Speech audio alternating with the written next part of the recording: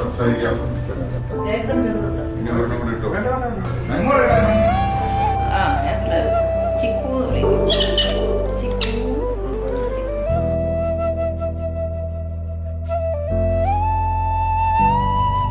ഞാൻ ചുമ്മാ ഇങ്ങനെ രാവിലെ മൊബൈലിൽ ഇങ്ങനെ ഇതൊക്കെ ഒന്ന് നോക്കി ഇവന്റെ നിലവാരം കുറച്ച് ഇവരങ്ങ് ഇങ്ങനെ തെളിയാൻ പോവാന്നാണ്.